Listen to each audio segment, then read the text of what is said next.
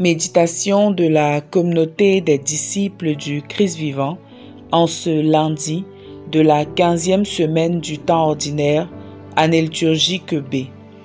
Évangile de Jésus-Christ selon saint Matthieu, au chapitre 10, les versets 34, au chapitre 11, verset 1. En ce temps-là, Jésus disait à ses apôtres: « Ne pensez pas que je sois venu apporter la paix sur la terre. Je ne suis pas venu apporter la paix, mais le glaive. Oui, je suis venu séparer l'homme de son père, la fille de sa mère, la belle-fille de sa belle-mère. On aura pour ennemis les gens de sa propre maison. Celui qui aime son père ou sa mère plus que moi n'est pas digne de moi. Celui qui aime son fils ou sa fille plus que moi n'est pas digne de moi. Celui qui ne prend pas sa croix et ne me suit pas n'est pas digne de moi. Qui a trouvé sa vie la perdra. Qui a perdu sa vie à cause de moi la trouvera. Qui vous accueille m'accueille. Et qui m'accueille accueille celui qui m'a envoyé. Qui accueille un prophète en sa qualité de prophète recevra une récompense de prophète. Qui accueille un homme juste en sa qualité de juste recevra une récompense de juste. Et celui qui donnera à boire, même un simple verre d'eau fraîche, à l'un de ses petits en sa qualité de disciple, amen, je vous le dis, non, il ne perdra pas sa récompense. » Lorsque Jésus eut terminé les instructions qu'il donnait à ses 12 disciples, il partit de là pour enseigner et proclamer la parole dans les villes du pays. Acclamons la parole de Dieu. Méditation. Bien-aimés dans le Seigneur, Dieu soit loué en tout temps. L'évangile de ce jour marque la fin du discours d'envoi en mission tenu par Jésus-Christ à l'endroit de ses disciples. Dans ce texte, beaucoup de questions sont soulevées, entre autres la bénédiction de ceux qui accueillent et prennent soin des serviteurs de Dieu, l'amour privilégié du Christ par rapport à nos relations familiales, et la question de la division, de la haine dans les familles due au clivage occasionné par l'évangile du Christ. C'est sur ce dernier aspect que nous allons méditer. Jésus le savait bien. Lorsque l'évangile entre dans une famille, il crée des oppositions.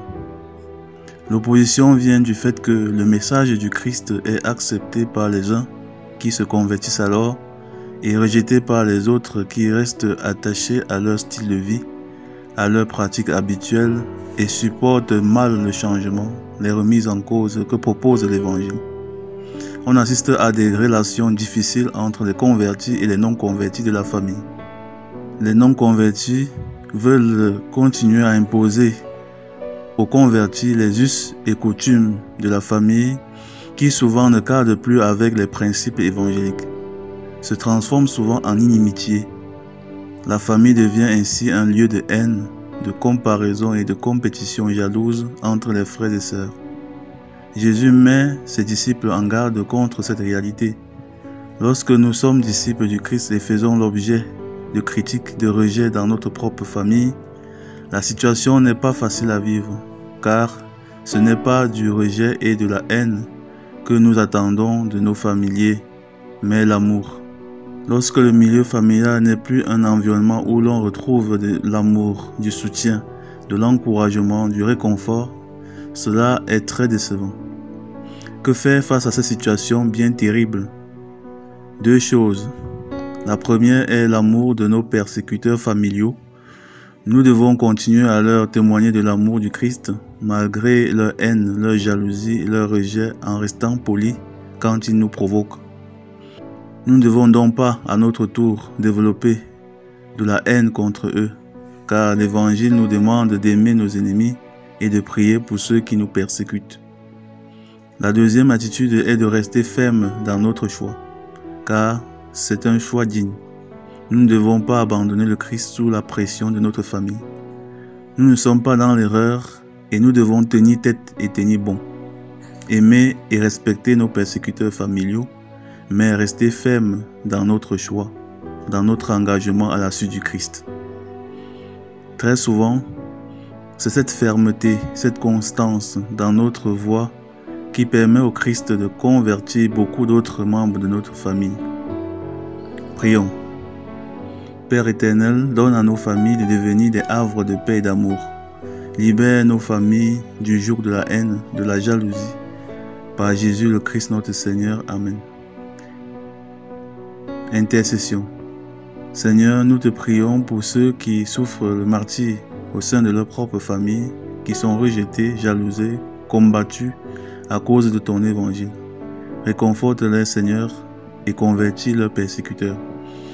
Vierge Marie, intercède pour nous. Exercice spirituel. Pardonnons du fond du cœur aux membres de nos familles qui nous veulent du mal. Prions pour eux lorsque le sentiment d'amour que nous avions pour eux veut se transformer en haine.